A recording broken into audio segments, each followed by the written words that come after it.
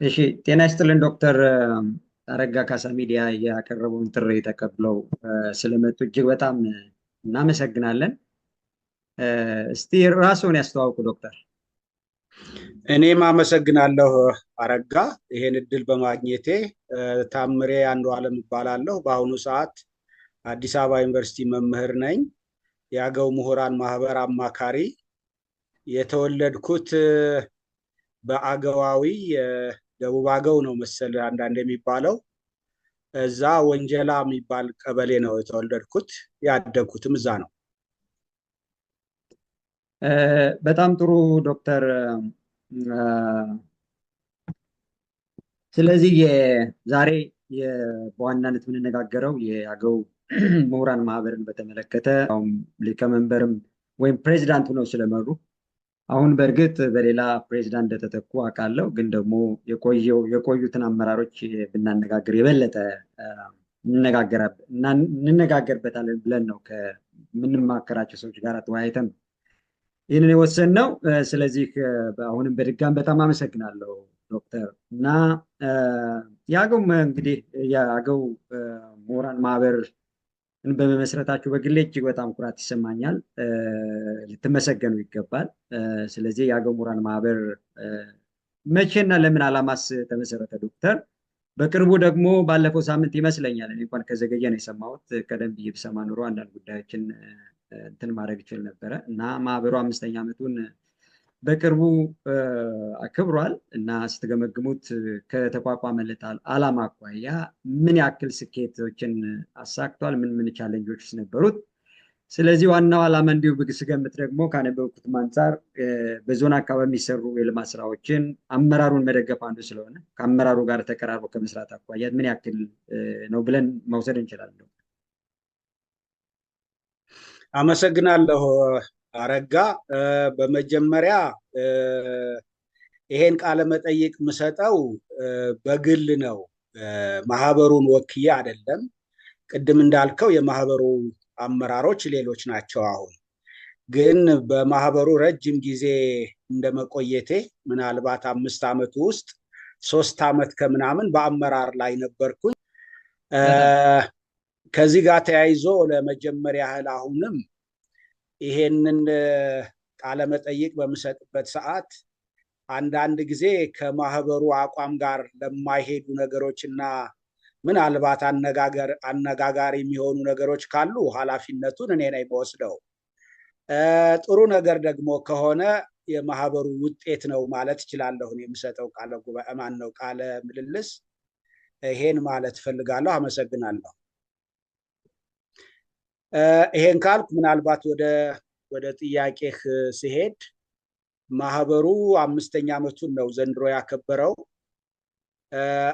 5ኛ ዓመቱን ሲያከብር ብዙ የሚዲያ ትኩረትና ብዙ ሰው ጋብዞ ጉዳዩን ለህዝብ ማስተዋወቅ አልፈለገም። በጥቂት ሰዎች በጥልቀት መወያየትና ማሰብ ነበር የተፈለገው። የተደረገው ያ ነው። ለዛም ነው አንተም ያልሰማኸው ለሚዲያም ጉዳዩን ያላወጣ ነው። በዛ ምክንያት ነው። በደንብ በጥቂት ሰዎች እንደምታውቀው የምሁራን ማህበር ሐሳብ ነው መሰረቱ፣ ዋናው ነገር። ስለዚህ ሐሳብ ላይ ያለ ሐሳብ የሚሰጡ ሰዎች፣ ሐሳብ ያላቸው ሰዎችን ነው የጠራነውና ውይይት አድርገን ያከበርነው። ለዛ ነው። በእርግጥ በሁለት መንገድ ነው ያከበርነው። አንድ ሳምንት በፊት በዋትስአፕ ቨርቹዋል፣ ከዛ ከሳምንት በኋላ ደግሞ በአካል አንድ የሆቴል አዳራሽ ተከራይተን አንድ 40 ሰዎች አካባቢ ሆነን ነው በጉዳዩ ላይ ሰፋ ያለ ውይይት ያደረግነው። እንግዲህ ልቀጥል ከሆነ ማህበሩ እንደምታውቀው አንተም እንደተረዳኸው የተመሰረተው በ2012 ዓመተ ምህረት ባህር ዳር ላይ ነው የተመሰረተው። የተመሰረተውም በአገዋዊ ምሁራን ነው እና አንዳንድ ጊዜ የአገው ምሁራን ሲባል የአገዋዊ ምሁራን ይመስል ነበር ያኔ አካባቢ። ማህበሩ አሁን ከደረሰባቸው ትልቅ ስኬቶች ውስጥ ከአገዋዊ ምሁራን ስብስብ አድጎ አጠቃላይ የአገው እስከ ዋግ ማለት ነው ቅማንትን ጨምሮ አመራር ያሉበት ማህበር ሆኗል። አሁን በኢትዮጵያ ካለው አገውም አልፎ ከኤርትራ ብሌን አገው ጋር ግንኙነት ጀምሯል ማህበሩ። እስከዚህ ስኬታማ ሆኗል ማለት እችላለሁ። ምናልባት የጠየቃቸውን ያልመለስኳቸው ነገሮች ካሉ በድጋሚ መጣ ትችላለህ። አመሰግናለሁ። ያው ዓላማው የተቋቋመበት ዓላማ ባጭሩ። አዎ እንደምታውቀው አሁን እንግዲህ የአገው ህዝብ በታሪክ ትልቅ ህዝብ የነበረ ነው። ግን አሁን በተለያዩ ከኤርትራ እስከ ኢትዮጵያ ባሉ አነስተኛ ቦታዎች ላይ ነው ተከልሎ የሚኖረው። በእንግሊዘኛ ፖኬትስ እንደሚባል ማለት ነው። በፊት በታሪክ ግን አጠቃላይ ሰሜን ኢትዮጵያ የሚባለው አገው እንደነበረ ያው ምሁራን ይስማማሉ ከብዙ መቶ ዓመታት በፊት። አሁን ያ ህዝብ በአሁኑ ሰዓት በተለይ በአገሪቱ የብሔረተኝነት ፖለቲካ በመራመዱ በከፍተኛ አደጋ ላይ ወድቋል። አገው በተለይ በፖለቲካ አገውን የሚወክል ጠንካራ ስብስብ የለም። ለዛ ደግሞ ምክንያቱ አንዱ የተደራጀ የነቃ ህብረተሰብ አለመኖሩ ነው። የነቃ ህብረተሰብ ሲኖር ነው የጠንካራ ፖለቲካ የሚኖረውና ህዝቡ ራሱን የሚያስተዳድረውና የራሱን ፍላጎቶች የሚያሳካው። እና የተደራጀ የነቃ ህዝብ እንዲኖር የግድ ነው ታሪኩን የሚያውቅ ማንነቱን የሚያውቅ የቋንቋን አስፈላጊነት የሚያውቅ ህብረተሰብ እንዲፈጠር የግዴታ የተማሩ ሰዎች መደራጀት ነበረባቸው።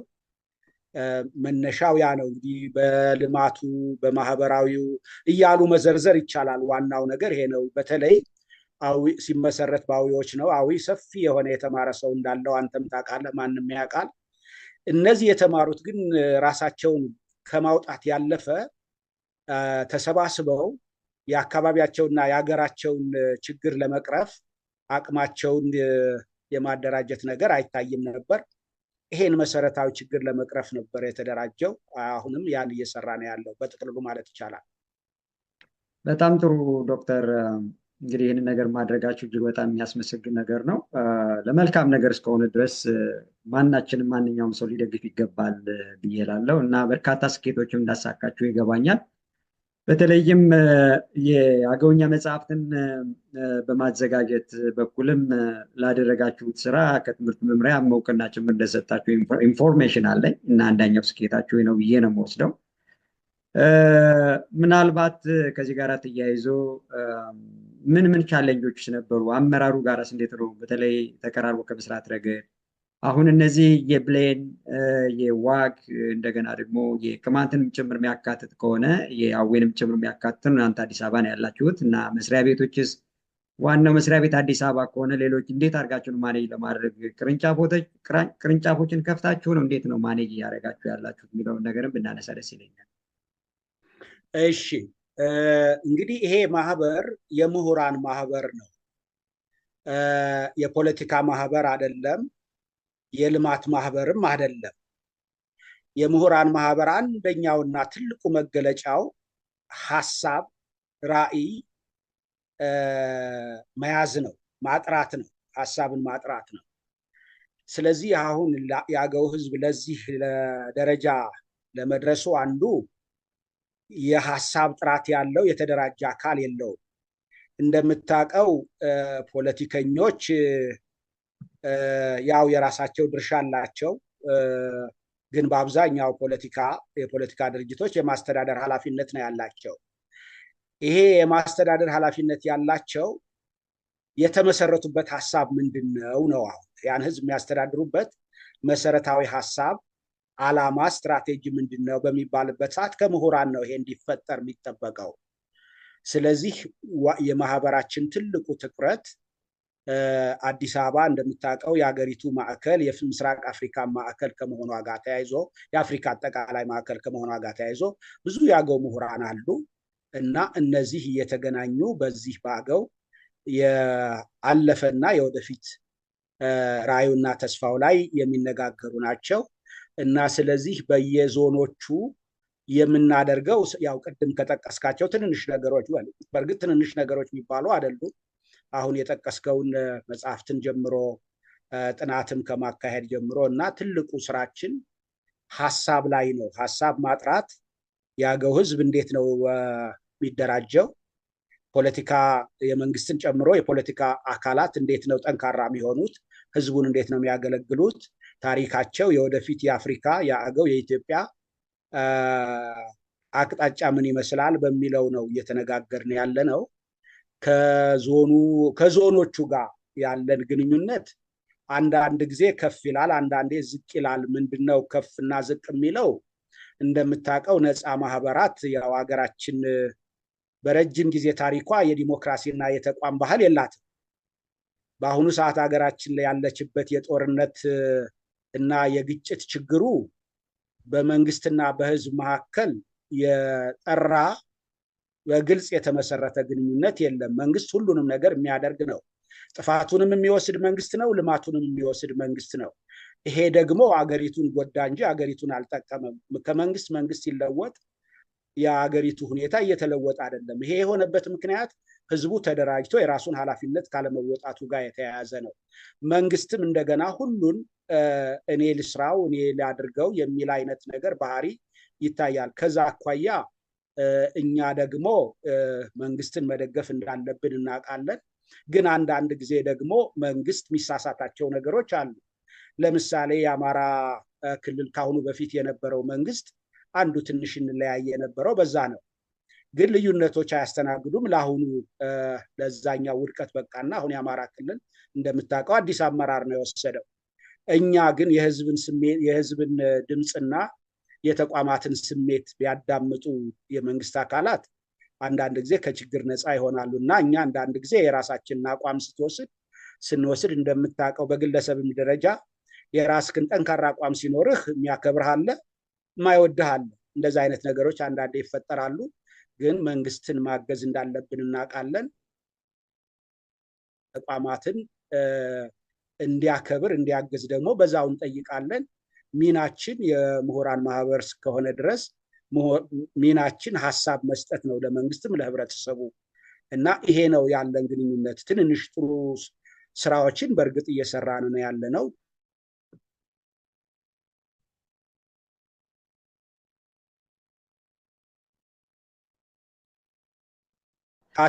ከአስተዳደሮች ጋር ያለን ግንኙነት ያው በጣም ጥሩ ነው የሚባል አይደለም። ያው እንደምታውቀው ነፃ ተቋማት ከፖለቲከኞች ጋር ያላቸው ግንኙነት በጣም የተዋደደ አይደለም። ያው ፖለቲከኞች እንደምታውቀው ሁሉን ነገር እኛ እንስራው ነው የሚሉት በሀገራችን ባህል።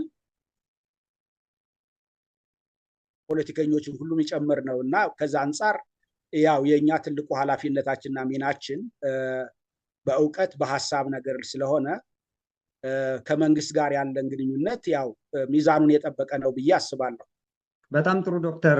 ዋና ያነሳሁት ምክንያት ምንድነው ከተመሰረተም ረጅም ጊዜም ስላልሆነ ከወዲሁ የሰራቸው ነገሮች በጣም በርካታ ናቸው። ዞሮ ዞሮ ሀሳብ ነው የአንድ ነገር ዋናው ምንጩ ሀብቱ ሀሳብ ነው፣ አይዲያ ነው።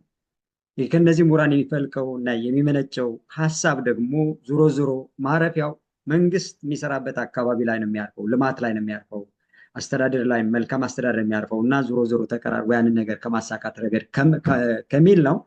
ስለዚህ በቂ የሆነ መልስ አግኝቻለሁ። እጅግ በጣም አመሰግናለሁ ዶክተር። በድጋሜ ከዚህ ቀጥለን አሁን ለማንሳትም እንደሞከሩት እርስዎም እንግዲህ በአካባቢያችን በርካታ ምሁራን ያሉበት አካባቢ ነው። በውጭም በውስጥም በርካታ ምሁራን አሉት። ነገር ግን ከጥቂት ሰዎች በስተቀር በልማትና በመሳሰሉ ነገሮች ከመሳተፍ ረገድ ወደኋላ ቀርተናል የሚል ሀሳብ አለ። ብዙ ሰዎች ጋርም ስንነጋገር እንስማማለን። በእናንተ ማህበርስ የአባላቱ ብዛትን በተመለከተ ከተሳታፊው ቁጥርና ትኩረት ሰጥቶ ከመንቀሳቀስ ረገድ የምትፈልጉትን ያክል አባል አግኝታችኋል በዚህ ተሳትፎ? እንዲሁም በእግረ መንገዳችንን ለታዳሚያን ለማስተላለፍ ያክል በዚህ ማህበር አንድ ሰው አባል ለመሆን መብቱና ግዴታው ምንድን ነው? ጥሩ። እንግዲህ እንደምታውቀው አሁን የሀገራችን የአካባቢያችን የክፍለ አህጉራችን ችግር የምሁራን አቅምና ጽናት ነው አጠቃላይ እና የአገው ምሁራንም ከዛ ችግር ነፃ ሊሆኑ አይችሉም። ከዚህ አንጻር የአገው ምሁራን በተለይ ሰፊ ምሁር ያለው የአዊ ምሁራን የአገዋዊ ምሁራን ከአገው ምሁራን ማህበር ጋር ያላቸው ግንኙነትና ተሳትፏቸው ቅድም ባልኩት ማዕቀፍ ውስጥ ነው የሚገባው። ከፍተኛ አይደለም በጥቅልሉ ስትመለከተው ማለት ነው። በሺዎች ሊቆጠሩ የሚችሉ ዲግሪ እና ከዛ በላይ ያላቸው በብዙ ሺዎች ማለት ይቻላል ያለው ምሁር ከአገው ምሁራን ጋር ያለው ግንኙነት እና የአገው ምሁራን ማህበርን ዓላማ ይዞ የማሳካት ነገር አነስተኛ ነው። ይሄኛውን በየትኛውም የህብረተሰብ አገልግሎት ብትመጣ ደካማ ነው የምሁራን ሚና። ደካማነቱ አንዱ ያው የአገሪቱ የኢኮኖሚ ሁኔታ በተለይ ለምሁራኑ የሚመች አለመሆኑ። ያው ምሁራን ሲባል ቋሚ ገቢ ነው ያላቸው። ገቢያቸው በየጊዜው የቀነሰ ከመሄዱ አንጻርና የራሳቸውን ህይወት ከማኖር አኳያ ሲሯሯጡ የምታየው የራሳቸውን ህይወት ለማኖር ነው። ከዛ ጋር ተያይዞ ደግሞ በእኛ ሀገር ምሁርነት ማለት ወረቀት ዲግሪ መያዝ ማለት ነው ለብዙ ሰው። በትክክል አሁን በዓለም ሁኔታ ደግሞ ምሁርነት እሱ አይደለም። ምሁርነት ማለት ችግር መፍታት፣ ምሁርነት ማለት ሀሳብ ማፍለቅ ነው። በዚህ ዙሪያ ላይ በአገሪቱም ሆነ በአገው ዘንድ ከፍተኛ ችግር አለ። ከዚህ አንጻር የአገው ምሁራን ማህበር አባላት ወይም የአገው ምሁራን አጠቃላይ ማለትም ትችላለህ ትልቅ ክፍተት ያለበትና ስራ መሰራት ያለበት ነው። ማህበራችንም በርትቶ እየሰራ ያለበት ይሄ ነው። በነገር ላይ ችግርን ከመፍታት በፊት ችግርን ማወቅ መሰረታዊ ነው እና አንዱ ችግራችን የምሁራን ፍላጎት፣ የምሁራን ጽናት ደካማ መሆንና የምሁራን አቅም ዲግሪ፣ ዶክተር፣ ፕሮፌሰር ከመባል ያለፈ ከራስ ያለፈና ለህብረተሰብ የሚሆን ነገር የማፍለቅ የማምረት ነገር ትንሽ ዝቅተኛ ነው። በተቃራኒው ግን ደግሞ በጣም ደስ የሚልና ተስፋ የሚሰጥህ የምሁራን ማህበሩ አመራሮች፣ የተወሰኑ አመራሮች ትልቅ ራዕይ ያላቸው፣ ትልቅ ሀሳብ ያላቸው አይደለም ላገው ቅድም እንዳልኩህ ለምስራቅ አፍሪካ ለአፍሪካ ቀንድ ሊበቃ የሚችል ራዕይ አላቸው። ምናልባት ወደ ኋላ ልትመጣ ብትችልም ቢሆን እዚሁ አያይጄ አሁን የሀገራችንን ችግር እንደምታውቀው በሁለት ጫፍ የተወጠረች ናት። ትናንት ችግሮችና የትላንት በደሎች ለወደፊት እንቅፋት ሊሆኑን አይገባም። እንደ ስንቅ ተጠቅመን ትልቅ ራዕይን ልናይና ልናስብ ነው የሚገባን እንጂ አሁን አጠቃላይ ትልቁን ስዕል ትልቁን ነገር ሀገርን ያህል ትልቅን ነገር በብዙ መስዋዕትነት የተገነባን ነገር ማፍረስ አይገባም። ስለዚህ በሁለቱን ሚዛን መጠበቅ አለብን። የህዝቦችን ባህል፣ ቋንቋ፣ ሃይማኖት ማክበር ያስፈልጋል። በተጓዳኝ ደግሞ የሀገሪቱን አንድነት ተባብሮ መገንባት አስፈላጊ ነው የሚል ትልቅ ራዕይ ነው ያለው። ምናልባት በዚህ ዙሪያ ላይ ወደፊትም በዝርዝር ልናወራ እንችላለን። ይሄ ነው። በጣም ጥሩ ዶክተር፣ አመሰግናለሁ። ያው ዞሮ ዞሮ ይሄ በጣም ጥሩ መሰባሰቢያ መድረክ ስለሆነ ክራይቴሪያዎችን በተመለከተ ምናልባት ብታነሳና ብዙ ክራይቴሪያ ያለው ምንድን ነው? አንድ ሰው አባል ለመሆን ምንድን ነው ክራይቴሪያው የሚለው ላይ እሱ ችግር አይደለም። ይሄ ክራይቴሪያው ጉዳይ አንዱ ለአገው ቋንቋ ባህል የቆመ ከሆነ እና ለዛ ጥረት እያደረገ ያለ ከሆነ እና አስተዋጽኦ የሚያደርግ ከሆነ ወረቀት ራሱ አያስፈልገውም። ዲግሪ ባይዝም እንኳ የክብር አባል ሆኖ ትልቅ አስተዋጽኦ ሊያወጣ ይችላል፣ ሊያደርግ ይችላል እና ይሄ ማህበራችን አቃፊ ነው እንጂ በየትኛውም መለኪያ አግላይ የሚሆን ነገር የለውም በወረቀት ከመያዙ ጋር ተያይዞ እና ምንም ክራይቴሪያችን በጣም ሰፊና ሁሉን አቃፊ ነው። በጣም ጥሩ፣ ደስ ይላል። ምንድን ነው መዋጮ ነው የሚወጣው? ምንድን ነው ለማስተዳደር የገቢ ምንጩ ምንድን ነው? የገቢ ምንጩ ምንድን ነው? ወጪ የለንም ማለት እችላለሁ። ገቢያችን ትንሽ ነው፣ ወጪ የለንም። ገቢያችን አባላት ገቢ ነው። ስንት ይከፈላል? ለአንድ አባል ስንት ይከፍላል? አንድ አባል በአመት 1200 ብር ይከፍላል። 1200? ኦኬ። አዎ 1200 ብር ይከፍላል። አንዳንዴ አባላት ያው በአመት ከመቶ ምናምን በላይ ያሉ አባላት ይከፍላሉ። አንዳንዴ 200 አካባቢ በተለይ 300 ብር ነበር ከዘንድሮ በፊት 300 ብር ያው እንደምታውቀው ገንዘቧ ትንሽ ናት። አሁን ወደ 1200 ያደረግነው ከተለያዩ ወጪዎች አኳያ ነው። በጣም ጥሩ።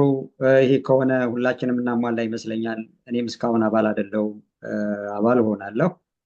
ስለዚህ በየወሩ 1000 ብር አዋጣለሁ። በቅርቡ አካውንቱን ከነገራችሁኝ የአመቱን 12,000 ብር ልካለሁ። ስለዚህ መበረታታት አለብን ለማለት ነው። አመሰግናለሁ ዶክተር። እዚች ላይ ያው ማስተካከያ የአመቱን 12,000 ስትል ያው በዶላር አስበህልን እንደሚሆን ተስፋ አረጋለሁኝ። 1200 ብር በአመት ነው አረጋ። ግን እንዳንተ አይነት እንደው በጥሩ ቦታ ያሉ ሰዎች በአመት 12,000 ብር ቢከፍሉን ማህበራችን ጠንከር ይላል። ስለዚህ ሌሎችም ውጭ ሀገር ያሉት በእርግጥ እንደዛ አንዱ ስማቸውን መጥቀስ አያስፈልገኝም ስላላስፈቀድኩ እንጂ አንዱ ማህበሩ እየተደገፈ ያለው ውጭ ባሉ በጣም ጥቂት በሚባሉ ምናልባት ከእጅ ጣት በሚያንሱ 1፣ 2፣ 3 ሰዎች ለማህበራችንም የሚያደርጉት ድጋፍ ነው። ማህበራችን እንደዚህ አንዱ ወጪዎችን እየሸፈነ ያለው ጉባኤ ስብሰባ ስናደርግ ሀገር ውስጥም ያሉ አንዳንድ ተቆርቋሪዎች አሉ እንጂ አባላት ክፍያ ብትደማምራት 100 ምናምን ሰው እንኳ ቢከፍል ያው ቋሚ ሆነው በደንብ እየከፈሉ እየተሳተፉ ያሉ በአሁኑ ሰዓት 100 ምናምን ናቸው። ግን አንዳንዴ 200 ከዛ በላይም የሚያልፍ ነገር ይኖራል። ስለዚህ የእናንተ አስተዋጽኦ ትልቅ ነው ለማለት ነው። በአመት ነው 1200 ብር። አዎ እኔ ደግሞ ለጊዜው በየወሩ 1000 ብር አድርጌ 12,000 ብር ከፍላለሁ ነው ያልኩት። በጣም እናመሰግናለን። በማህበሩ ስም አመሰግናለሁ። ለጊዜው ግን እናደርጋለን። በተለይ በውጭ ሀገር ያሉት በርካታ ምሁራን ስላሉ በሁሉም ነገር ስለሚደግፉ እነሱን በደንብ ኢንዲቪዥዋልም ጭምር ኮንታክት ቢደረግ ጥሩ ነው ብዬ አስባለሁ። ስለዚህ ከዚህ ጋር ተያይዞ ለተነሳው ነገር አመሰግናለሁ ዶክተር። ግን ከመረዳዳት አኳያ አሁንም ዞሮ አካባቢያችን ከማልማት ረገድ የግድ ገንዘብ ብቻ አይደለም፣ አይዲያ በጣም ወሳኝ ነገር ነው። አንዳንድ ሰዎች እየሰሩት ያሉት ነገር እንደ ዶክተር ጌትነት ታደለ ያሉ አሁን በቅርቡ ደግሞ ተደጋጋሚ የምናነሳው ዶክተር አያነዚያ ሆስፒታል ከፍቶ ኢንቨስትመንቱ ለራሱ ቢሆንም አካባቢውን በማልማት ረገድ አካባቢውን በማገዝ ረገድ እየሰራ ያለው ነገር እጅግ በጣም ትልቅ ስለሆነ ሁሉም ሰው በዚህ መንገድ እንዲሳተፍ ከማሳሰብ ነው። አመሰግናለሁ በድጋሜ።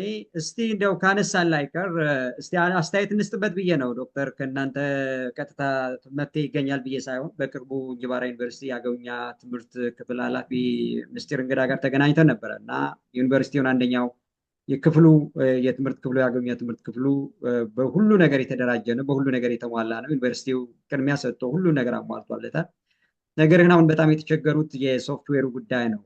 3 አገውኛ ፊደላት አሉ። እነሱን በመለጠፍ ወይም ሶፍትዌር በማዘጋጀት እና እንዲሁም የትራንስሌተር ሶፍትዌር ባለመገኘቱ እጅም እየተቸገሩ እንደሆነ ጉግል ውስጥ እየገቡ ሲምቦል እየለቀሙ እየሰሩ እንደሆነ ይነሳል እና እዚህ ላይ ምን ማለት እንችላለን ዶክተር?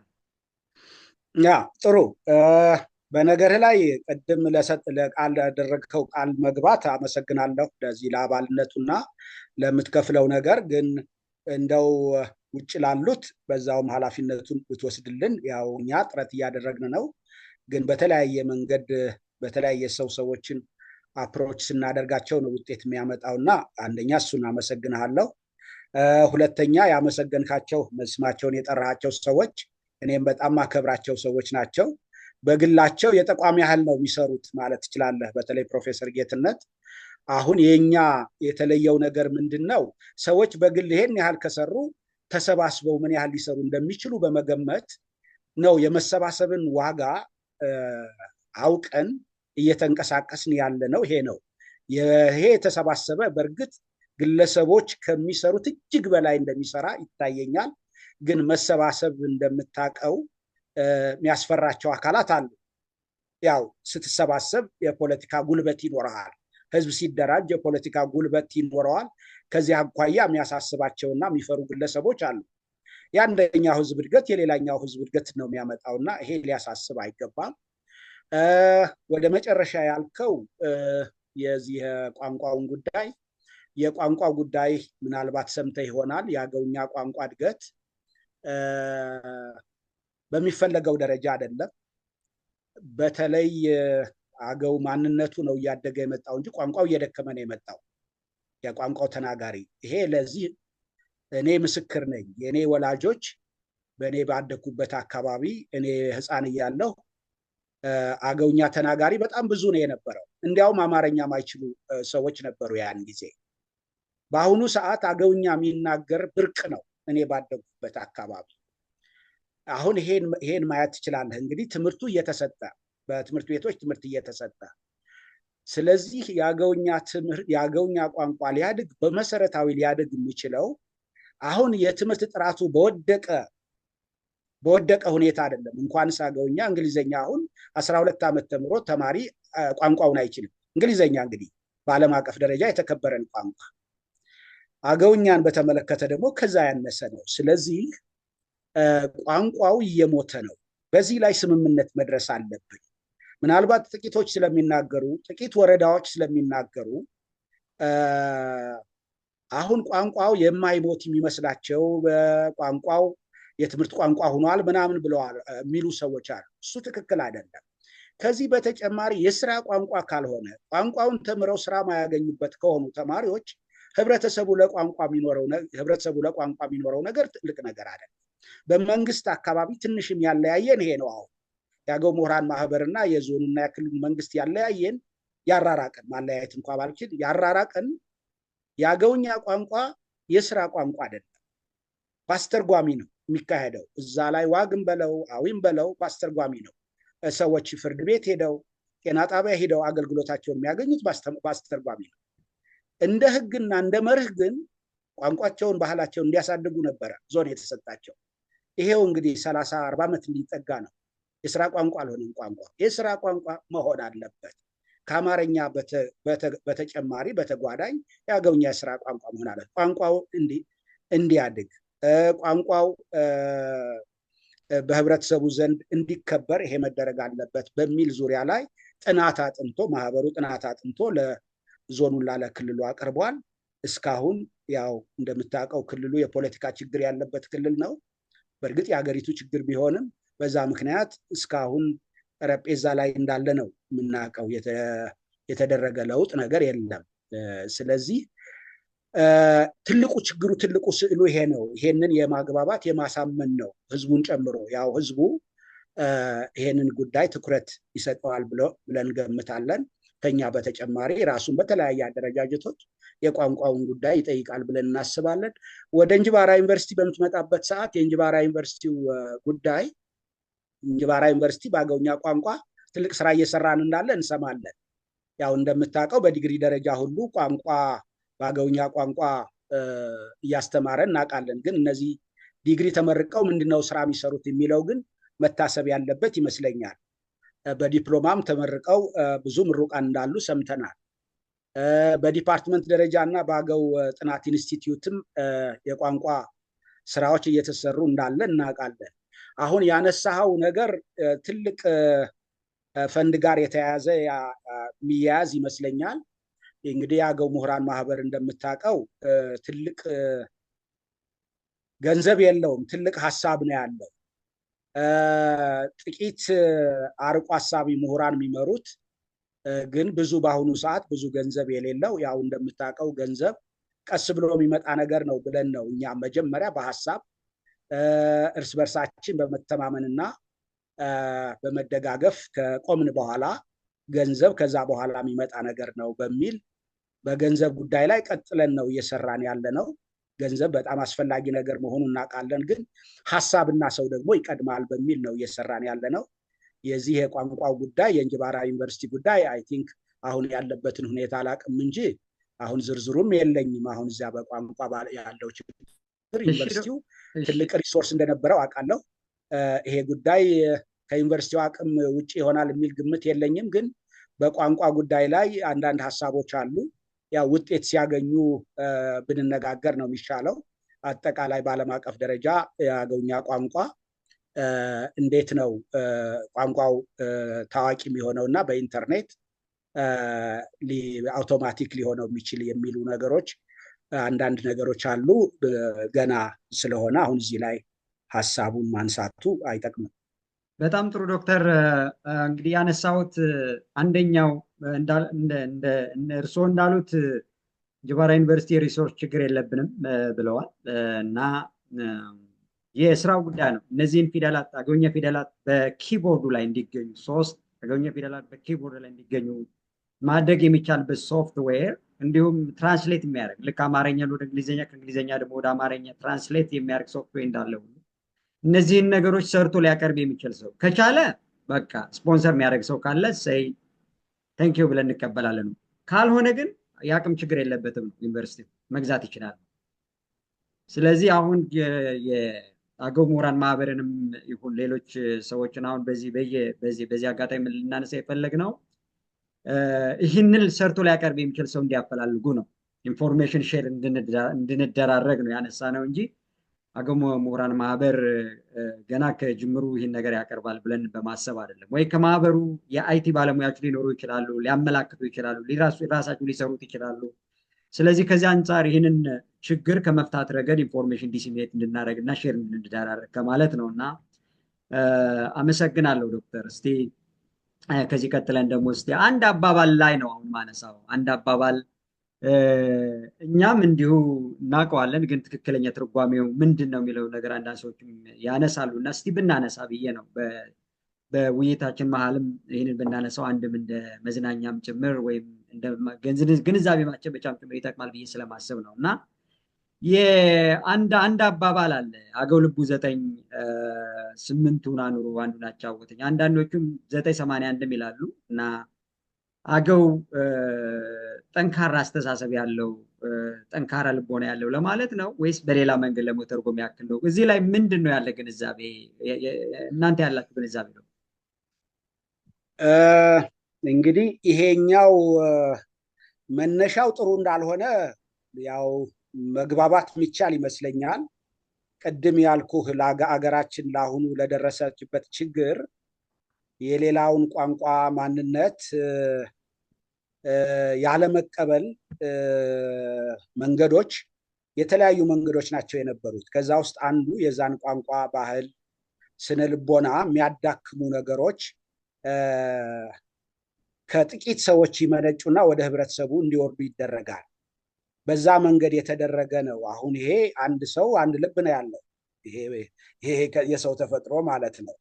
የትኛውም ዓለም ሰው ሲባል አንድ ልብ ነው ያለው እና 9 ልብ የሚለው ለገንቢነት አይደለም የቆመው። ሰዎች ራሳቸውን ከዛ ማንነት እንዲያላቅቁ እንዲያርቁ ተብሎ የተደረገ እንደሆነ ቃለመጠይቅ አድርጌያለሁ። የአገውኛን ባህል፣ ታሪክ፣ ስነ ልቦና የሚያውቁ ሰዎች ይሄ አገው ልቡ 9 የሚባለው በአገው ህዝብ ዘንድ ይታወቃል ወይ ብዬ ጠይቄያለሁ። በአገውኛ ተናጋሪው በዛ በኔቲቭ ማለት ነው። ይሄ አይታወቅም የሚል ነው የሰማሁት እና አሁን ይሄ የሚታወቀው በአብዛኛው ይሄ አገውኛና አማርኛ የተቀላቀለ በሚናገረው ህብረተሰብ ላይ ነው ያለው ነገር።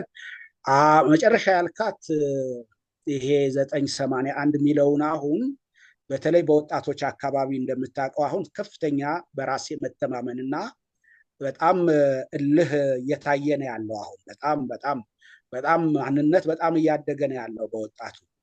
ከዚህ ጋር ተያይዞ ራሳቸውን ለመከላከል ራሱ ያው የተወረወረልህን ድንጋይ መንገድ ታረገዋለህ፣ ድልድይ ታረገበታለህ እና ልክ ያን ነው አሁን ወጣቶች እያደረጉ ያሉት። ያ 981 አሁን በልበኝነት ነው የተረጎሙት፣ በአስተዋይነትን ነው የተረጎሙት። እውነትም ነው ይሄ ማህበረሰብ ልበኛ አስተዋይ በመሆኑ ነው እስካሁን የቆየው።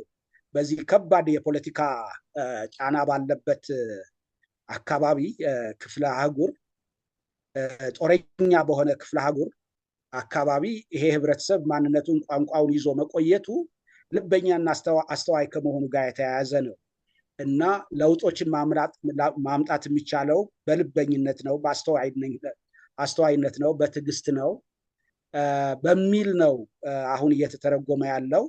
እንጂ መነሻው ዓላማው በጎ አልነበረም ለማለት ነው። በጣም ጥሩ። እንደዛ ከሆነ ግልጽ ነው ዶክተር። ዞሮ ዞሮ ግን በዛ ከሆነ ከተያዘው ከተጨባጭ አኳያ ካለው ተጨባጭ አኳያ የአገው ማህበረሰብ ካለው ስነልቦና አንጻር ግን በእኔ በኩል ዝም ብዬ ስመለከተው ሌላ ጫፍ ነው የሚመስለኝ።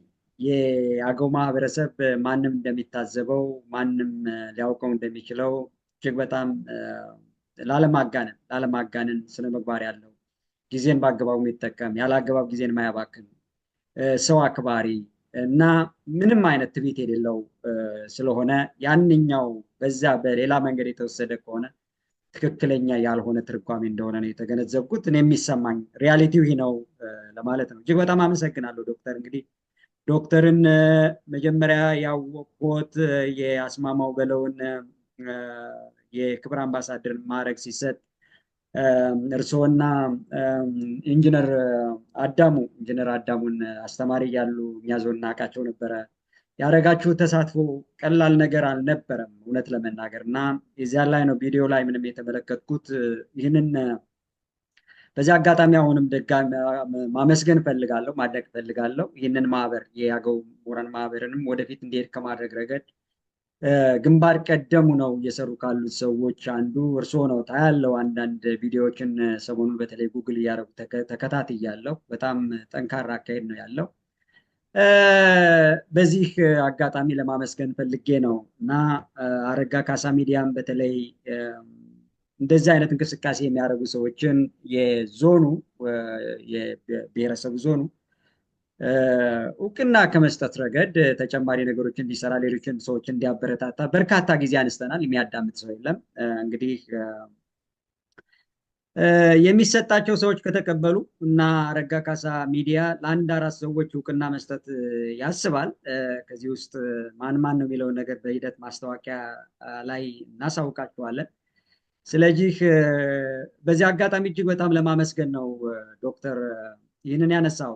ምክንያቱም ተቀራርቦ መስራት ምን ያክል ጠቀሜታ እንዳለው አስማማው በለውን የሆነ ነገር ወደፊት ሊሰድ የሚችል ነገር ይገኛል ብለን ነበር። ያንን ነገር መቀስቀሻ እንዲሆን ፕሮግራሙን ያዘጋጀ ነው፣ ግን ወደፊት እየሄደ አይደለም። በቀጣይ ደግሞ የኮንሰርት ለማዘጋጀት ፕሮግራም እየሰሩ ነው እና በዛ ላይም ደግሞ ሰው ሊሳተፍ ይችላል ብለን እናስባለን።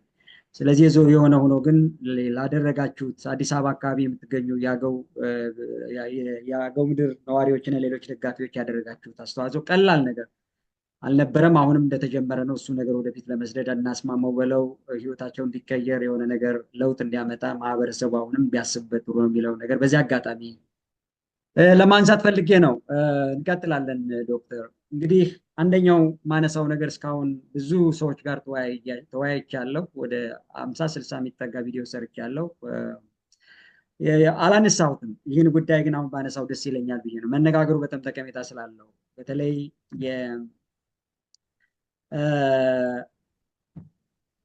አሁን የሀገራችንን ሁኔታ ስንመለከት እንግዲህ አንድ ሀገር በታሪክም እኔም ታሪክ ተምሬያለሁ በአቅሜ እና ሀገሮች ጠንካራ ሊሆኑ የሚችሉት በመቀራረብ እና በመዋሃድ እንጂ በመከፋፈል በመራራቅ እንዳልሆነ መነጋገር እንችላለን። ምናልባት በመራራቅ ወይም በመከፋፈል ጠንካራ የሆኑ ሀገሮች ካሉ እሱ ላይ እንግዲህ ሊያርሙኝ ይችላሉ ዶክተር። እና በአሁኑ ሰዓት በሀገራችን የብሔርተኝነት አካሄድ ውጤቱ መልካም ነው ብዬ አላስብም። በጣም እየተወጠረ ነው እየሄደ ያለው። ያ ውጥረቱም ደግሞ ጥፋት እያመጣ ነው ብዬ አምናለሁ እና በተጨባጭ ሁኔታ ወጣቶቹ እዚያ አካባቢ ምን አይነት ተሳትፎ ሊያደርጉ እንደሚገባም ጥቆማ ብንሰጥ መልካም ነው እላለሁ። ምክንያቱም መጀመሪያ እንግዲህ ይህ በተለይ ይህ ፌዴራል አወቃቀር በሚመጣ ጊዜ ለመልካም ነገር ተብሎ እየመጣ እንደሆነ አስባለሁ። ግን ይህ ነገር ከማቀራረብ ይልቅ አሁን እያራራቀ መጥቶ እርስ በርሳችን ግጭት ውስጥ ነው የገባል። እኔም በአይኔ በብሌኔ ያየኋቸው በርካታ ነገሮች ነበሩ። እኔም ያየኋቸው በእኔ ላይ የደረሱ ማለት ነው እና በእኛ ዞንም ጭምር አሁን ያለው ነገር መልካም ነው ብዬ አላስብም። አማርኛ ተናጋሪው፣ አገውኛ ተናጋሪው ልትለያየ የማችለው ማህበረሰብ በተወሰነ ቋንቋ በምን ካልሆነ በስተቀር በብዙ ነገሮች የምንግባባ ባል ላይ መኖር የምንችል ሰዎች ነን እና በርካታ ጉዳቶች ሲደርሱ እንመለከታለን። በመላው ሀገር ማለት ይቻላል። ትግራይ አካባቢ የነበረውን ነገር መመልከት እንችላለን። አሁን አማራ ክልል ውስጥ ያለውን ነገር መመልከት እንችላለን። አሁናዊ አገው ምድር ውስጥ ያለውን ችግር መመልከት እንችላለን። እና ይሄ በተለይ ብሔርተኝነት በተለይ አክራሪ ብሔርተኝነት እየተወጠረ ሂዶ አሁን ማህበረሰባችን ችግር ውስጥ ገብቷል። እኔ አሁን እነዚህ አገው ምድር አካባቢ አሁን የወደሙ አካባቢዎች ለምሳሌ አምበላ፣ ሶሪት፣ አሃቲ የሚባለው የዚህ ገማ አካባቢ አሉ። እኔ አውቃቸዋለሁ፣ በአካል አውቃቸዋለሁ። እዚህ አካባቢ ነው በመምህርነት ተመድቤ በመጀመሪያ ደረጃ የሰራው እና በጣም ትርፍ አምራች አማራና አገው ተቀላቅሎ የሚኖርበት አካባቢ ነው የነበረ።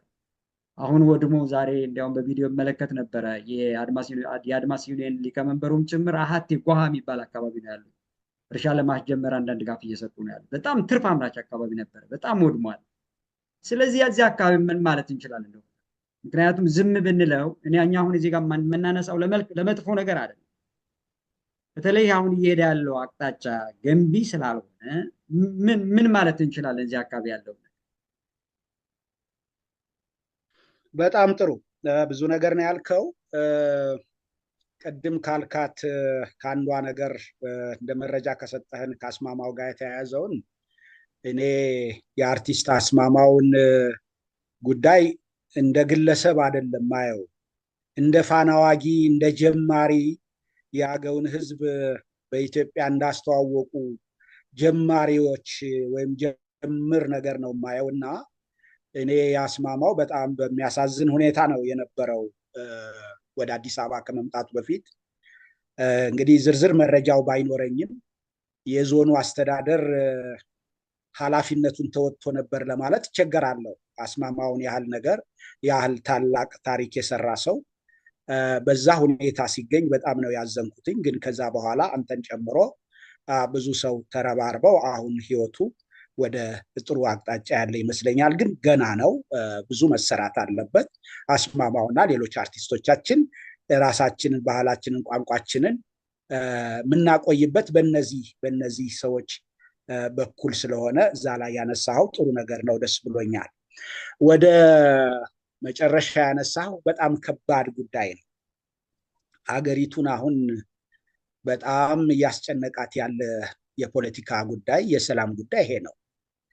የምሁራን ማህበሩ በዚህ ጉዳይ ላይ በደንብ አስቦ ተወያይቶበታል። ምንጩ ምንድን ነው የሚለውን በደንብ ተመራምሮ ተወያይቶ ደርሶበታል። ምንጩ አንደኛ የሀገሪቱ የመጣችበት መንገድ ነው። ያ የመጣችበት መንገድ አያዋጣም በሚል እንግዲህ የዛሬ 50-60 ዓመት አካባቢ ነው ፖለቲካው የተለወጠው፣ ፍልስፍናው የተለወጠው። እንደምታውቀው ሀገሪቱ የመጣችው ለብዙ መቶ ዓመታት ለሺህ ዓመታት ማለት ይቻላል ሰለሞናዊ ትርክት፣ ኢትዮጵያዊ ያልሆነ ሰለሞናዊ ትርክትን በመዋስ ነው መንግስትም ሆነ ሌሎች ከመንግስት ጋር የተሳሰሩ ተቋማት ይዘው የመጡት አስተሳሰብ እሱ ነው። ያ አስተሳሰብ ብዙ ማንነቶችን ጎድቷል። የኢትዮጵያን ሕዝብ እንዳለ ጎድቷል ማለት ይቻላል። ጥቂት የገዢ አካላትን ነው የጠቀመው። ያ አስተሳሰብ በሚለወጥበት ሰዓት ህዝባዊ አስተሳሰብ ነበረ የታሰበው የተፈለገው። ያን ህዝባዊ አስተሳሰብ ግን ወደ መሬት ለማውረድ ችግሮች ተፈጠሩ። የዛሬ 50-60 ዓመት ያው የተማሪዎች ንቅናቄ የሚባለው ማለት ነው። ያ የተማሪዎች ንቅናቄ ዞሮ ዞሮ አደገ። መንግስት ባህሪ ቢይዝም መንግስት ያንን የሚመጥን አቅም አላሳየም። ያንን የሀገሪቱን የመጣችበት ችግርና የወደፊቱን ተስፋ አብሮ የያዘ ነገር የሚመጥን በቂ ስራ መንግስት ሰርቷል ብለን አናምንም። ከዛ ጋር ተያይዞ በአንድ በኩል ተጎጂነን የሚሉ አሉ፣ በሌላ በኩል ደግሞ ተጎጂነን የሚሏቸውን ሰዎች ደግሞ ተጠቃሚ ናቸው የሚሏቸው፣ ይሄ የመከፋፈል ነገር መጣ። ዋናው ማዕከሉ በአንድ በኩል ቅድም ሲጀምር አካባቢ ያልኩህ ነው። ሀገሪቱን እየናጣት ያለ ሁለት አስተሳሰብ ነው። አንደኛው ኢትዮጵያ የምትባለው ሀገር አንድነቷ ነው የሚጠቅማት፣ ቋንቋ፣ ሃይማኖት ብላችሁ አትከፋፍሉ የሚሉ አስተሳሰቦች አሉ። ቀላል ባልሆነ ህብረተሰብ በተለይ በከተመኛው አካባቢ ያለ የቋንቋ ነገር አታንሱ፣ የባህል ነገር አታንሱ፣ አንድ ኢትዮጵያ ትገንባ የሚሉ ምናልባትም ኢትዮጵያ ልክ የመለኮት ሀገር ናት ብለው የሚያምኑ ኢትዮጵያ የሰዎች ሀገር ናት፣ የፖለቲካ ተቋም ናት ኢትዮጵያ የምትባለው ሀገር ትሰፋለች፣ ትጠባለች። እንደ ፖለቲካ ለምሳሌ የዛሬ 30 ምናምን ዓመት ኤርትራ ተገነጠለች ከኢትዮጵያ። እንግዲህ ኤርትራም የኢትዮጵያ አካል ነበረች። የእግዚአብሔር ነገር ቢሆን አትገነጠልም ነበር። ስለዚህ ፖለቲከኞች፣ ሰዎች ተቻችለው ተወያይተው የሚፈጥሩት ነገር ነው ሀገርን፣ ሰላምን፣ ልማትን። ከዚህ አኳያ ይሄ ኢትዮጵያ የሚባለው ነገር በውይይት የሚገነባ እንጂ በእግዚአብሔር የተፈጠረ ያለ ስራ እግዚአብሔር የሚያኖራት የሚያለማት ነገር አይደለችም። ኢትዮጵያ የምትባለዋ አንዱ አስተሳሰብ ይሄ ሰለሞኒክ የሚባለው ማለት ይቻላል አስተሳሰብ ይሄ ነው ማለት ይቻላል። በተቃራኒ ደግሞ ኢትዮጵያ የምትባለው ሀገር እኛን ጎድታናለች። ቋንቋችንን፣ ባህላችንን፣ ሃይማኖታችንን አላከበረችም። ምን ታደርግልናለች ኢትዮጵያ የሚሉ ደግሞ አሉ። ብሔሮች ሊባሉ የሚችሉ ብሔረሰቦች ሊባሉ የሚችሉ እነዚህ ደግሞ የነዚህ በተለይ ጫፍ ያሉ ሰዎች ደግሞ ሊመጣ የሚችለው ጉዳት በመለያየት ትልቅ ጉዳት ሊፈጠር ይችላል። ግን ያ ሳይድ ያ ጎን አይታያቸውም ለነዚህ ሰዎች። ስለዚህ የምሁራን ማህበር ጠንካራ አቋሙ ምንድነው? መንገዱ መሀል ነው። አገሪቱ የምትለወጠው በመሀል መንገድ በመሄድ ነው። አገሪቱን መኖር አለባት፣ ግን አዲስ አስተሳሰብ የህዝቦችን ቋንቋ፣ ባህል፣ ታሪክ ያከበረች ኢትዮጵያ ናት ትልቅ ኢትዮጵያ ልትሆን የምትችለው የሚል ነው እና በእኛ በተለይ በአገዋዊ ቅድም ባልከው ቦታ የተፈጠረውን ነገር እኛ አማራ ክልል ልክ መንግስት በፊቱ መንግስት የአማራ ክልል መንግስት መወዛወዝ ሲጀምር ያን አቋም ነው የወሰድነው። እኛ ፋኖ ወደ ጦርነት ሲገባ ለአማራ ክልልም ላገው ህዝብም ጎጂ ነው ይሄ ጦርነት። የሀገሪቱ መፍትሄ በጦርነት አይደለም። ጦርነት ባህሏ ነው። ከዚህ ባህል ካልወጣች ሀገሪቱ ልትለወጥ አትችልም።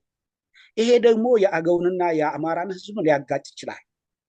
አሁን ለጊዜው በጥቂት ቡድንና በአገው ህዝብ መካከል ነው ግጭት ሊፈጠር የሚችለው። በኋላ ግን ቀጥሎ አደገኛ ነው የሚሆነው የሚል ተወያይተን አቋም ወሰድን። ያን አቋምም በመግለጻችን እንደገና ምናልባት እንደምታውቀው ያኔ ፋኖ ትግል ጦርነት እንደተጀመረ አካባቢ ከፍተኛ ስሜታዊነት ነበረ። ያ ስሜታዊነት አሁን ሁሉም እየተገነዘበው የመጣ ይመስለኛል። ከዛ ጋር ተያይዞ ሁሉም ከፋኖ ጋር አብሮ ማዕከላዊ መንግስትን እንዲያስወግድ ነበር የተፈለገው። ያ የሚቻል ነገር አልነበረም። ማዕከላዊ መንግስት አሁን ከአንድ አካባቢ ብቻ ተንቀሳቅሰ የምትለውጠው አይደለም። ማዕከላዊ መንግስት የኢትዮጵያ መንግስት አሁን የሁሉም እንግዲህ በዲሞክራሲያዊ መንገድ ነው ምናምን የሚለውን ትተን የሁሉም ህዝቦች ትኩረት የሚፈልግ ነው ማዕከላዊ መንግስትና እዛ አካባቢ የተፈጠረው ቅድም ያልኩ የአስተሳሰብ ግጭት ውጤት ነው። የአገው ህዝብ አማራ ነው፣ ልክ መዋጋት አለበት ማዕከላዊ መንግስትን የሚል ነበር መነሻው። የአገው ህዝብ ደግሞ የአገው ህዝብ አገው ነው፣ እንደገና መንግስት መለወጥ ያለበት በሰላም በውይይት በድርድር ነው እንጂ በጦርነት አያዋጣም የሚል አቋም ከመያዙ ጋር ተያይዞ ያው እንደምታውቀው የአቋምን የአስተሳሰብን ልዩነት እኛ ሀገር በጉልበት የመጨፍለቅ ባህል ስለነበረ ነው ያ የተፈጠረው ችግር እና ያ እንዲለወጥ ነው ማህበራችንም እየሰራ ያለው ይኸው ነው። በጣም ጥሩ ዶክተር፣ አመሰግናለሁ። ምክንያቱም ብዙ ጊዜ አንሼው አላውቅም፣ ግን አለመነሳቱ ጠቀሜታ ስለሌለው ነው። ማንሳት አለብን። የምናነሳው ለመልካም ነገር ይህ ነገር እንዲቀየር ወደ መልካም ነገር እንዲቀየር እስከሆነ ድረስ መነሳቱ ነው ጠቀሜታ ያለው አድማጭ ሊያገኝ ስለሚችል። ስለዚህ በተለይ ቅድም ያልነው ነው በተለይ እዛ አካባቢ የሚኖረው አማራ አገው የምትለው ነገር አሁን ብሔርተኝነቱ በጣም ከሮ ያመጣው መጥፎ ነገር እንጂ ልትነጣጥላቸው የሚችላቸው ማህበረሰቦች አይደሉም። ስነ ልቦና በኤቭሪቲንግ ማለት ነው። ዞሮ ግን ተወያይቶ ጉዳዮችን አንዱን አዳምጦ እነዚህን ነገሮች የመፍታት ነገር ካልሆነ በስተቀር ያደረሰው ውድመት ግን እጅግ በጣም ከባድ ነው። በአካል ደግሞ እነዚያን አካባቢዎች በቪዲዮ ያሳዩን ደግሞ አንድ ቄስ ናቸው። ኦልሬዲ አሁን አስረዋቸዋል። እንግዲህ ያሰሩበትን ምክንያት በጣም ግልጽ አይደለውም። ዞሮ ግን እዚያ አካባቢ የወደመው ውድመት እንድናውቅ ያደረጉት ግን ያ ቄስ ናቸው። ስለዚህ በዚህ ጉዳይ ላይ ስላነሳ የሚሰማህን ነገር የሚሰማውትን ነገር ስላነሳ ዶክተር እጅግ በጣም አመሰግናለሁ። ቀጥሎ ይህንን ማህበር በተለይ የአገው ምሁራን ማህበር የበለጠ ወደፊት እንዲሄድ ከማድረግ ረገድ የግድ መሰራት ሁሉም ሰው የራሱን ድርሻ መውጣት እንዳለበት ይሰማኛል እና ማህበሩ እንዲታወቅ ከማድረግ ረገድ ከማስተዋወቅ ረገድ የራሱ ዌብሳይት አለው ወይስ በምን መንገድ ነው ይህንን ነገር የሰው ሀሳብ የሆነ ሀሳብ ያለው ሰው ስለ ማህበሩ ኢንፎርሜሽን ሼር ማድረግ ቢፈልግ እንደዚህ አይነት ስብሰባዎች ካላጋጠሙ ዌብሳይት አለ ወይስ በምን መንገድ ነው እንደዚህ አይነት መድረኮችም እንደዚህ አይነት ሀሳቦችን ማሰባሰብ የሚቻለው?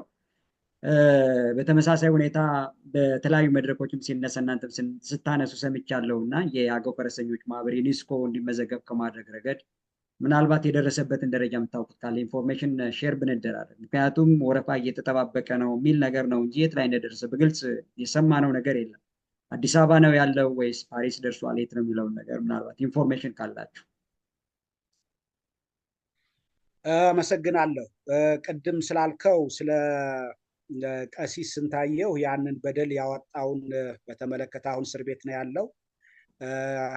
እሱ ትልቅ ባለውለታ ነው የአገው ህዝብ። ቀሲስ ስንታየው የኔ አባት ያንን በደል ካወጡ ሰዎች ያው እንደምታውቀው የአገው ህዝብ ድምፅ የለውም፣ የገንዘብ የምን ጉልበት ስለሌለው ያ ሁሉ በደል በደንብ አልተነገረለትም። የሚነገርለትን ያህል ህዝብ ተገድሎ ተፈናቅሎ ትንሿን እንኳን መረጃዋን ያወጣት ቀሲስ ስንታየው ነው። አሁን የታሰረበትን ምክንያት አላወቅንም። ለረጅም ጊዜ ፍርድ ቤት የቀረበ አይመስለኝም እና በጣም የሚያሳዝን ነው። በዚህ አጋጣሚ ለዞኑ አስተዳደር እንዲህ አይነትን ለአገው ህዝብ የቆመን ሰው እንኳንስ ወንጀል ሳይኖርበት ወንጀል እንኳ ሊኖር ቢችል አንዳንድ ጊዜ እንዲህ አይነት ነገሮች በመንግስት ልዩ ነገር ሊነሱ የሚችሉ ነገሮች ናቸው። ቀሲስ ስንታየው ያደረገው ነገር እኔ እስከማውቀው ድረስ ያንን በደል በማውጣቱ በእርግጥ ብዙ አካላት ተከፍተዋል፣ ምንም ጥያቄ የለውም። ብዙ አካላት ተከፍተዋል ያ በደል። ምክንያቱም መረጃዎች ሲወጡ ተጠያቂ የሚሆን አካል አለ። ታሪክ ነው እየተመዘገበ ያለው። ታሪክ እንዲመዘገብ አስደርጓል። ወደፊት ሀገሪቱ ተጠያቂነት ሲመጣ ሁላችንም ተጠያቂ የምንሆንበት ጊዜ ይመጣል እንደ ድርሻችን። ስለዚህ በዚህ አጋጣሚ እሱ እንዲፈታ ይሄን አጋጣሚ ተጠቅሜ ልጠይቅ። ወደኋላ ያነሳኸው የዚህ የህዝቡን ጉዳይ የህዝቦች ግጭት በተመለከተ በነገር ላይ የአገው ምሁራን ማህበር አቋም የአገው ህዝብ የአማራ ህዝብም ሆነ የትግራይ ህዝብ የኛ ህዝብ ነው ብለን ነው ምናምነው። ያው ታሪኩ፣ ስነልቦናው፣ ባህሉ አንድ ህዝብ ስለሆነ ማለት ነው። ችግር የተፈጠረው ቅድም ያልኩ የተፈጠረውን የመንግስትን የፖለቲካ ትርክት ይዞ የመጣው የሰለሞናዊ አስተሳሰብን ይዞ የሚያራምደው የምሁሩ አካል ነው። የምሁሩም የፖለቲካው ምሁራን ችግር ነው። አሁን ለሀገሪቱ ለመበጣበጥ በተለይ አማራ ክልል ለተፈጠረው ነገር ችግር እየተፈጠረ ያለው እንጂ ያ ህዝብ የኛ ህዝብ ነው። የኔ ዘመዶች እኮ አሁን አማርኛ ተናጋሪዎች ናቸው፣ የኔ ቤተሰቦች ገጠር እና ያ ህዝብ የኛ ህዝብ ነው፣ የሩቁም የቅርቡም። ስለዚህ በህዝብ መካከል ግጭት አይኖርም። ግጭት እንዲፈጠር የሚፈልጉ አካላት አሉ፣ ትክክል ነው። እሱን በጥንቃቄ ነው መንቀሳቀስ ያለብን። እሱን በተመለከተ ይሄ መረዳት ይኖር። በነገርህ ላይ ምናልባት ደጋግመህም አንዳንዴ ታነሳዋለህ። አሁን አገው በሚባልበት ሰዓት ያው ሰው ካደገበት አካባቢ ነው የሚያነሳው። ሰፊውን አገው ነው አሁን ታሳቢ አድርገህ አንተም መንቀሳቀስ ያለብህ ይመስለኝ። የዋጋ አገው አለ፣ ቢያንስ አሁን በአንድ ሀገር ውስጥ ያለው የዋጋ አገው አለ፣ የቅማንት አገው አለ፣ የአዊ አገው አለ። ማህበሩ ራሱ እንደማስተዋወቅ በተመለከተ ዌብሳይት አለው። ያ ዌብሳይቱ በእርግጥ አንዳንድ ትንሽ ከቴክኖሎጂ ጋራ እድሳት መደረግ አለበት እንጂ ያኔ ምስጋና ለመስራቾች ያኔ የተገነባ ዌብሳይት አለ፣ ግን እሱ አክቲቭ አይደለም። አሁን እዛ ላይ እንቅስቃሴ እየተደረገ እንደሆነ አውቃለሁ ያ ዌብሳይቱን እና በተለያዩ ዌብሳይትም ፌስቡክም አለን። እንዲህ አይነት ነገሮች ለህዝቡ ለመድረስ ያው ጥረት እየተደረገ ነው ያለው። ያው ትልቁ በዚህ አጋጣሚ አሁን ብዛት አይደለም፣ እኛ አሁን በአብዛኛው እየፈለግን ያለ ነው ጥራት ነው። እንደ ሀገርም እንደምታውቀው 120 ሚሊዮን ህዝብ ነው ያላት ሀገሪቱ። ግን ምን ያህል ጥራት ያለው ሰው አለ የሚለው ነው ቁም ነገሩ። ጥራት ማለት አሁን በተለይ በምሁር ደረጃ ስታስበው የሚመራመር የሚያስብ፣ በሀሳብ የሚያምን፣ በጉልበት ሳይሆን በሀሳብ የሚያምን፣ በሀብት በወረቀት ሳይሆን በሀሳብ የሚያምን የሚያሳምን የሚያምን አይነት ህብረተሰብ ነው የሚያስፈልግን፣ ምሁራን ነው የሚያስፈልግን እና እነሱን በጣም የመፈለግ ነገር እነሱ በጣም ያስፈልጉናል። በእነሱ ላይ ነው ትኩረት የምናደርገው። ወደ ህዝቡ በምንደርስበት ሰዓት ደግሞ ልክ ነው ያልካቸው ነገሮች ያስፈልጉናል። በጣም ጥሩ ዶክተር፣ አመሰግናለሁ። እንዳልከው እንግዲህ የኔ ሚዲያ ያው ገና ጀማሪ ስለሆነች ከምታውቀው አካባቢ ነው የምትነሳው። ዞሮ ዞሮ እንዳልከው ሌሎች አካባቢዎችን እኔ አሁን የአገውን አካባቢ ሰው ብቻ ተኩሬ ሳይሆን ከማውቀው አካባቢ ነው የምነሳው። ሌላ አካባቢ ብጠይቅም አይመጣም እና ምናልባት ሪፈር የምታደርጉን ሰው ካለ የታሪክ ምሁራን ለምሳሌ ከዋግም የምንበለው ከሌሎች አካባቢ የታሪክ ምሁራን የምናነጋግራቸው ታሪክ የሚነግሩን ቢኖር ብትጠቁሙን ሪፈር ብታደርጉ ደስ ይለኛል። ኢቭን ከሌላም እንደዚሁ አሁን አስተማሪዎች አሉ እኛን ያስተማሩ የታሪክ ምሁራን፣ እነሱን ራሱ እያፈላለኩ ነው። አገዎች አይደሉም እነሱ። እኛ ኢትዮጵያዊ ነን፣ እኛ ኢትዮጵያዊ ነን። ዞሮ ዞሮ ግን ከምታገኘው አካል ነው የምትጀምረው እና ዞሮ ዞሮ በስፋት ማሰብ አለብን የሚለውን ነገር እንዳለ እቀበላለሁ። ዞሮ ዞሮ ግን የታሪክ ምሁራን በተለይ ከህዳሴ ጋር ግድብ ጋር እኔም የራሴ አስተዋጽኦ ስለነበር በነበርኩበት የስራ መስክ ስለ ህዳሴ ግድብ ማወራውን ኢንጂነር ፈልጋለሁ። አንድ ኢንጂነር ነበሩ፣ እሱን ጠይቄያቸው አይመችም ብለውኛል። እንዲህ አይነት ሰዎችን ብትጠቁሙኝ ሀሳብ ሼር በማድረግ ረገድ እናቀርባቸዋለን ማለት ነው። የተሰጠኝ ጥቆማ ግን ጥሩ ነገር ነው። ሌላው ቅድም ያነሳሁት በተለይ የዩኔስኮ ከማስመዝገብ ረገድ ጋር በተያያዘ ያለው ነገር ምናልባት ኢንፎርሜሽን ካላችሁ ይህ ምን ደረጃ ላይ ነው ያለው? አዎ ዩኔስኮ በነገር ላይ ማህበራችን ጥሩ ከተንቀሳቀሰባቸውና መጀመሪያ አካባቢ ካደረጋቸው አንዱ በዩኔስኮ ጉዳይ ነው። ጥናት ሁሉ አጥንቶ ዶክመንት አለን። አሁን ያኔ ከዞኑም ጋራ የነበረን ግንኙነት ነበረ።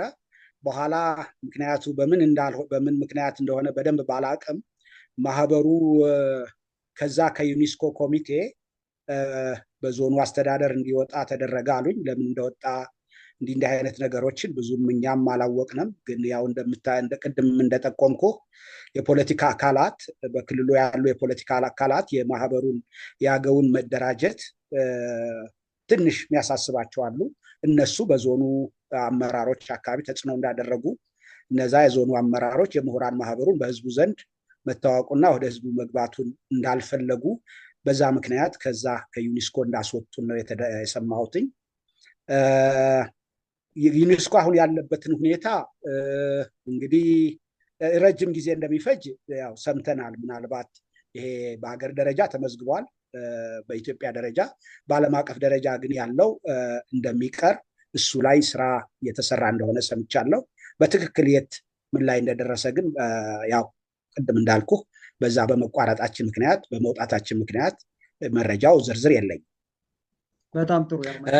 ቅድም ያልከው ይሄ ግለሰቦችን በተመለከተ በጣም ግለሰቦች አሉን ቃለመጠይቅ ልታደርግላቸው የሚገባ አቅም ያላቸው ሰዎች አሉ። ግን የእነሱን ፈቃድ መጠየቅም ስለሚያስፈልግ ከዚህ በኋላ መረጃውን በግል ልክልሃለሁ። አመሰግናለሁ ዶክተር፣ እጅግ በጣም አመሰግናለሁ። የትልቅ ነገር ነው ለእኔ። በርካታ ነገሮችን አነስተናል። እውነት ለመናገር አሁን ከአካባቢያችን ከዚህ ቅድም ከስርዓት ጋር ምናምን በተያያዘ ነገር ያለውን ነገር አንስተሃል። በተለይ በመናገራቸው ብቻ ከሆነ እንደዚህ አይነት ወከባ እየደረሰ ያለው ነገር አመራሩ አስተውሎ ቢያዩ ጥሩ ይመስለኛል። አሁን አንድ የአዲስ አበባ ዩኒቨርሲቲ አስተማሪ በቅርቡ ታስሮ መጽሐፍንም ጭምር ካሰባሰበ በኋላ ሰሞኑን ተለቋል።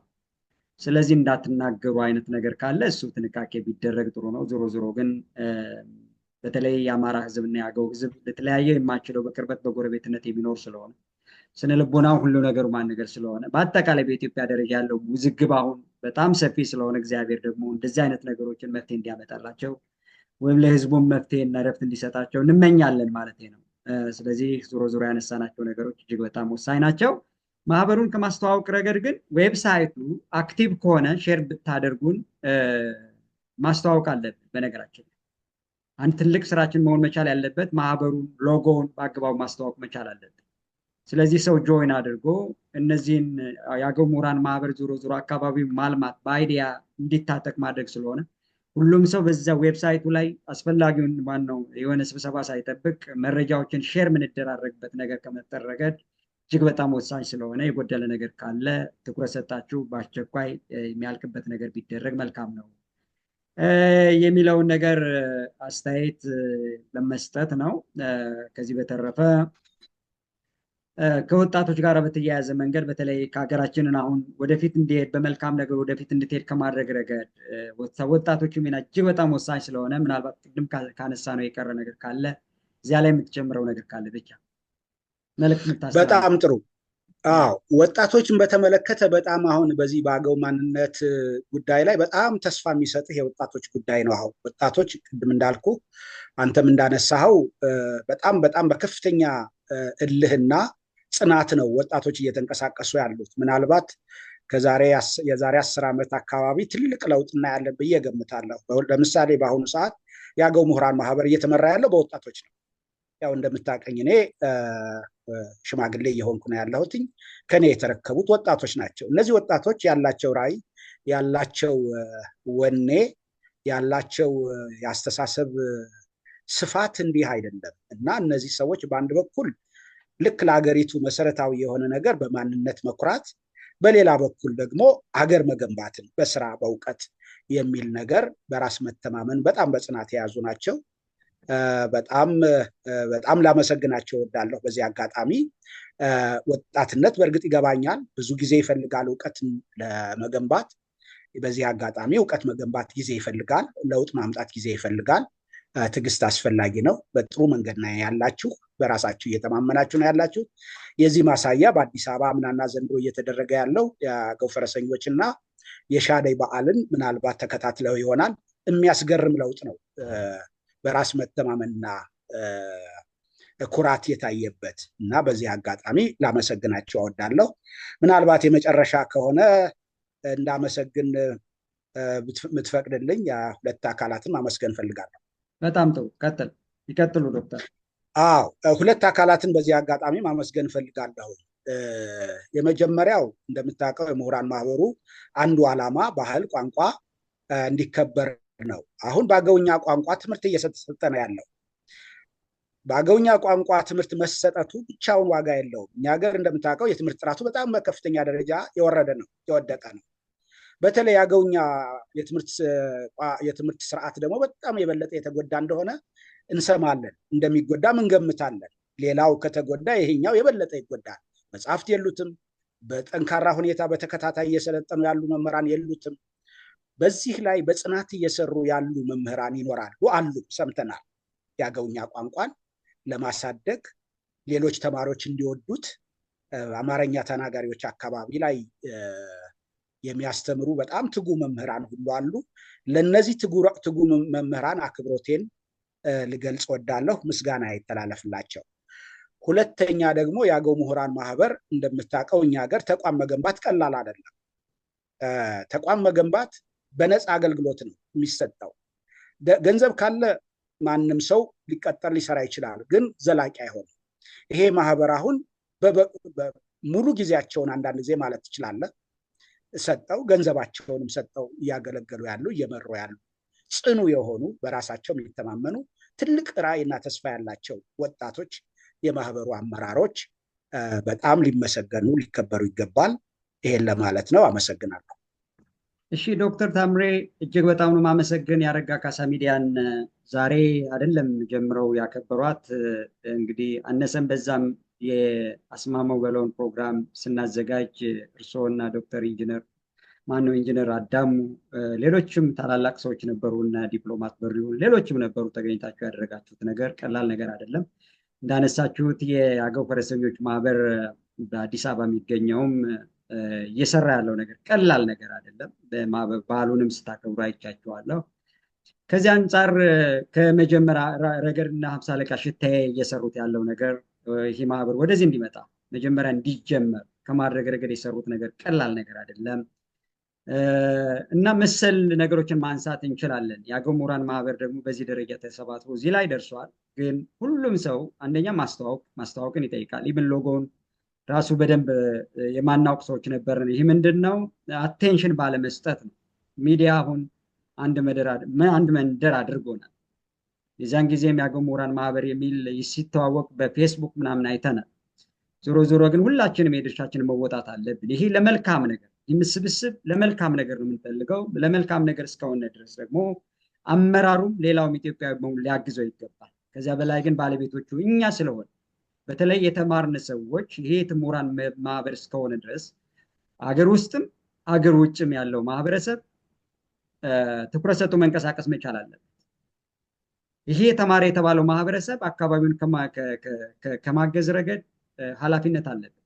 አስተምሮናል፣ ቃልም ገብተናል። ሳይማሩ ያስተማሩን ማህበረሰብ እናግዛለን ብለን ቃልም ገብተናል። ብዙዎቻችን በጣም ወደኋላ ቀርተን ዘግይተናል። ዘግይተንም ቢሆን ትንሽም ነገር የጀመርን ሰዎች ደግሞ ምንም ነገር ከማያደርገው ሰው ደግሞ እንሻል ይሆናል። እናንተ የምትሰሩ ስራ ቀላል ነገር አይደለም። ስለዚህ ሰላም እጅግ በጣም ወሳኝ ነገር ስለሆነ ከዚህ በላይ ውድመት እንዳያመጣ ጥንቃቄ ማድረግን ይጠይቃል እና እዚህ ላይ ልንሰራበት ይገባል የሚለውን ነገር ለማንሳት ነው። ስለዚህ እኔም እጅግ በጣም ነው ማከብረው። ቅድም በተደጋጋሚ እንዳነሳሁት ያው በቪዲዮ ነው ያየኋችሁ ያወቋችሁ በአስማማው በለው ፕሮግራም ከምትከበሩ ሰዎች አንዱ ዶክተር ታምሬ ነዎት። እጅግ በጣም ነው ማመሰግን። ዛሬም ጊዜውን መስዋዕት አድርገው አረጋ ካሳ ሚዲያ እንዲህ ጉዳይ ልንነጋገራለን ብለን ጥሪ ሲያቀርብ ያለምንም ማወላወል ጊዜ ሳይጨምሩ ገፍተውም ጭምር ስለመጡ ዶክተርን እጅግ በጣም አመሰግናለሁ። ከልብ ነው ማመሰግነው። በቀጣይ ደግሞ ቅድም እንዳነሳ ነው ተጨማሪ ማብራሪያ እንዲሰጡ ማህበረሰቡ ወጣቱ እንዲማርበት ግንዛቤ ሊያስጨብጡ እውቀታቸውን ሼር የሚያደርጉ ሰዎችን ደግሞ አሁን ልናገኝ ጀምል ተስፋ ስለሰጡ እጅግ በጣም ነው ማመሰግን ዶክተር። እንገናኛለን። ሰላም ዋሉልኝ። እኔም አመሰግናለሁ። ሰላም ዋሉ።